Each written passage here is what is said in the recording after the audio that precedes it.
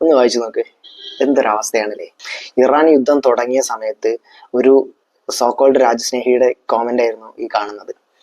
അപ്പൊ ഈ പുള്ളിയെ തൽക്കാലം മാറ്റി വെച്ചിട്ട് നമുക്ക് ഇതിന്റെ റിയാലിറ്റി ഒന്ന് ചെക്ക് ചെയ്യാം. ഫ്യൂവലിന്റെ പ്രൈസ് കൂടിയല്ലോ. അപ്പൊ ഫ്യൂവലിന്റെ പ്രൈസ് കൂടിയത് ഒബ്വിയസ്ലി യുദ്ധം കാരണം ഫ്യൂവലിന്റെ പ്രൈസ് കൂടും.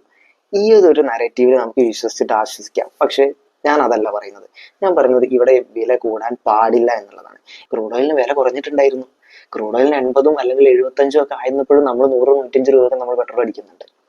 അപ്പൊ എന്താണ് ഇതിന്റെ ലോജിക്ക്? ക്രൂഡ് ഓയിലിന്റെ വില കൂടുമ്പോൾ പെട്രോളിന് വില കൂടും, പക്ഷെ ക്രൂഡ് ഓയിലിന് വില കുറയുമ്പോൾ പെട്രോളിന് വില കുറയുന്നില്ല.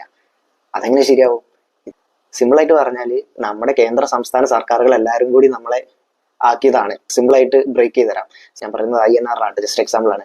50 രൂപയാണ് ക്രൂഡ് ഓയിലിന്റെ പ്രൈസ് എന്നുണ്ടെങ്കിൽ ബാക്കി 50 രൂപ അല്ലെങ്കിൽ ബാക്കി 55 രൂപ ടാക്സും മറ്റ് തീരുവകളുമായിട്ട് ഇവർ രണ്ടുപേരും കൂടി ആക്കും. എന്നിട്ട് നമ്മൾ 105 രൂപക്ക് പെട്രോൾ അടിക്കും. ക്രൂഡ് ഓയിലിന് വില കൂടുമ്പോഴെന്താണ് ആദ്യം കട്ട് ചെയ്യേണ്ടത് ഇവർ കൂട്ടിയിട്ടുള്ള താരിഫുകളാണ്, അല്ലെങ്കിൽ ഇവർ കൂട്ടിയിട്ടുള്ള ടാക്സുകളാണ്.